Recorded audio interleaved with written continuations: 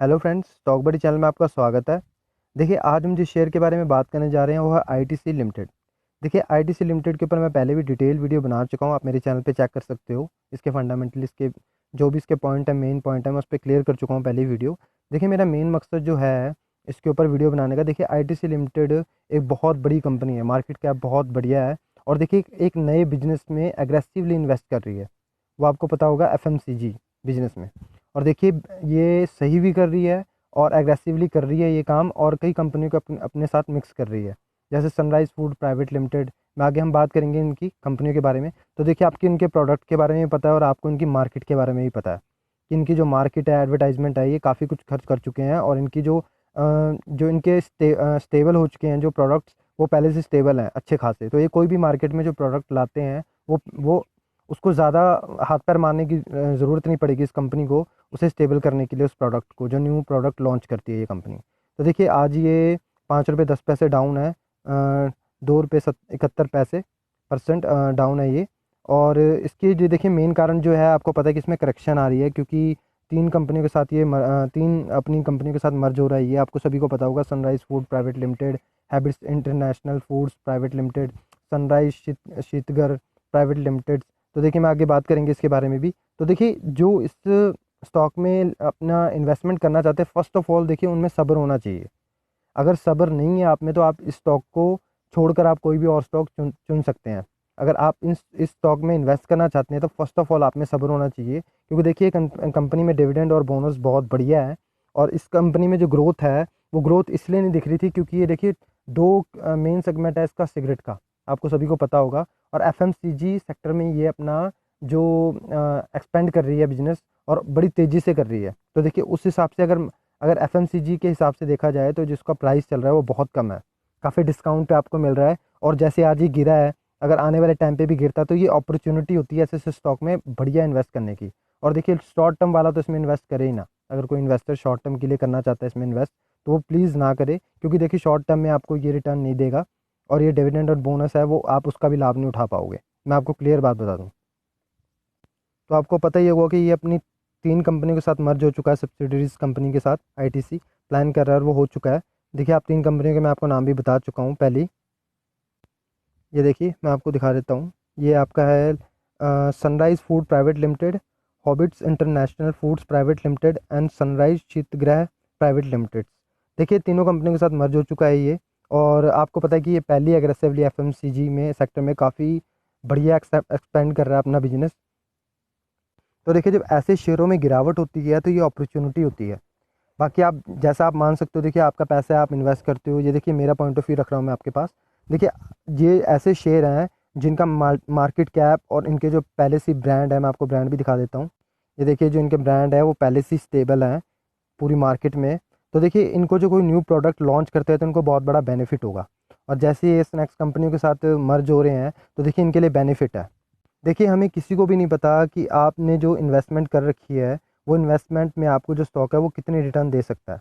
पर जैसे हम इसके जो मैनेजमेंट हैं, जैसे कि आगे रणनीति बना रहे हैं वो बहुत अच्छी, और मर्ज कर रहे हैं कंपनियों को। आपको पता होगा, हाल ही में सनराइज़ फूड प्रोडक्ट्स को भी इसने ख़रीदा था।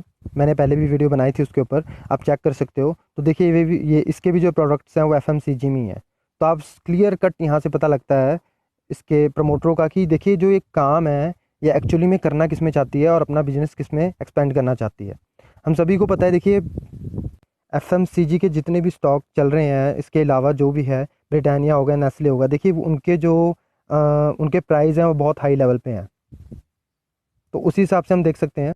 देखिए, जिस तरीके से इसका जो मैनेजमेंट है, मैं आपको क्लियर कर देता हूँ, जो जिस तरीके से इसका मैनेजमेंट एग्रेसिवली काम कर रहा है तो एफएमसीजी सेक्टर में, तो देखिए मुझे लगता है कि जो इसका प्राइस है ना, ये आपको प्राइस दोबारा नहीं मिलेगा। जो भी प्राइस अभी मिल रहा है आपको, और जैसे भी इसमें गिरावट हो रही है, ये आप आगे आने वाले टाइम में ये प्राइस आपको मिल ही नहीं सकता है। तो आपको जो ये प्राइस है वो मिल ही नहीं सकता। आप देख सकते हो, सभी एफएमसीजी कंपनियों के प्राइस देख लीजिए, आप चेक कर लीजिए एक बारी, और देखिए आपको पी रेशियो किस पी रेशियो पे मिलते हैं। तो आप सभी का चेक करने के बाद ही स्टॉक में इन्वेस्ट कीजिए, और देखिए अपॉर्चुनिटी हर बारी में नहीं मिलती है।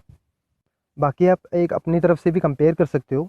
आप कंपेयर करने के बाद ही देखिए इन्वेस्टमेंट कीजिए, ये मेरा पॉइंट ऑफ व्यू है।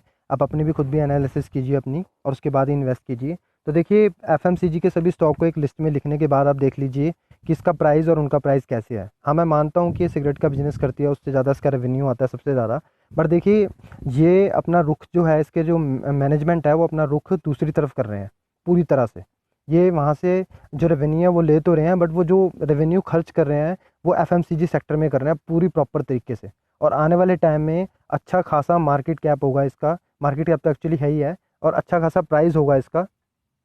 देखिए लार्ज कैप कंपनी है, इसका मार्केट कैप 2,25,200 300 करोड़ के लगभग है। तो देखिए लार्ज कैप कंपनी है, और ऐसी कंपनियों में जो सेटल्ड हों, जिसके प्रोडक्ट सेटल हों मार्केट में, तो देखिए ऐसी कंपनी में जब गिरावट आती है तो वो अपॉर्चुनिटी होती है।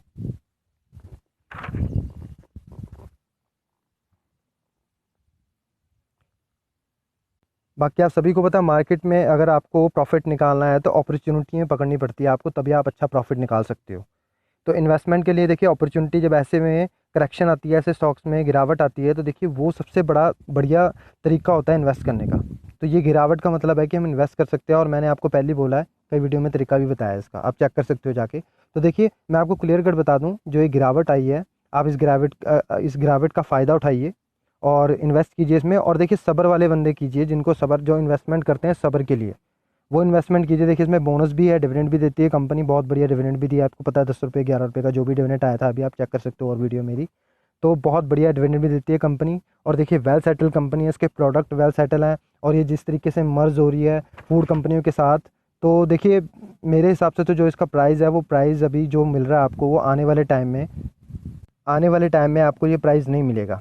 देखिए पहले इसका सेगमेंट कुछ और था बिजनेस का, पर जिस तरीके से इनका रुख बदला, इनके मैनेजमेंट का रुख बदला है एफएमसीजी सेक्टर में, तो देखिए जो प्राइस है ये आपको प्राइस मिलने वाला नहीं है।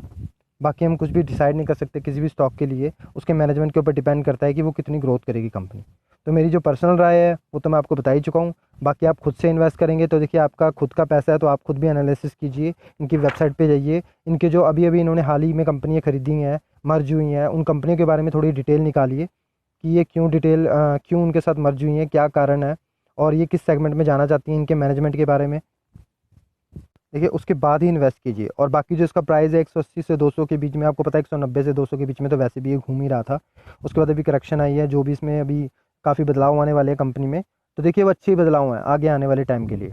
तो आपको डेफिनेटली है कि आपको प्रॉफिट होगा ही होगा इस कंपनी में, और जो आपको प्राइस अभी मिल रहा है वो प्राइस आपको आने वाले टाइम में नहीं मिलेगा। आने वाले टाइम का मतलब है कि 1 से 2 साल 3 साल, मैं अभी नहीं बोल रहा हूँ कि ये कल ही आप लोगे तो 6 महीने 5 महीने में प्राइस बदल जाएगा, क्योंकि अभी कंडीशन ऐसी है नहीं है हमारे देश की। तो फिलहाल के लिए देखिए आप सिर्फ इन्वेस्ट कीजिए ऐसे स्टॉक में, और अपॉर्चुनिटी का फ़ायदा उठाइए ताकि आपको अच्छे रिटर्न मिल सके। बाकी बाकी देखिए आपको अगर मेरी वीडियो अच्छी लगती है तो लाइक कीजिए, सब्सक्राइब कीजिए, देखिए शेयर कीजिए, मुझे भी अच्छा लगता है कि आप मेरी वीडियो लाइक करते हैं, शेयर करते हैं, तो मुझे भी मोटिवेशन मिलता है अच्छा। देखिए और लास्ट स्लोगन मैं आपको कंपनी का दिखा देता हूँ। देखिए, to be sure ITC has set a target to achieve an FMCG turnover of 1 lakh crore by 2030। तो देखिए स्लोगन ही क्लियर करता है कि एफएमसीजी सेक्टर में किस तरीके से एग्रेसिवली काम कर रहे हैं। बाकी आप जो इनकी मर्जर हो रही है कंपनी है, बाकी पुराना डेटा उठा के देख लीजिए, तो उसी हिसाब से देखिए आप करने के बाद, पूरी एनालिसिस करने के बाद इन्वेस्टमेंट कीजिए, और डेफिनेटली है कि आपको लॉस नहीं होगा इस स्टॉक में। तो thank you guys, thanks a lot मुझे टाइम देने के लिए इतना, थैंक यू।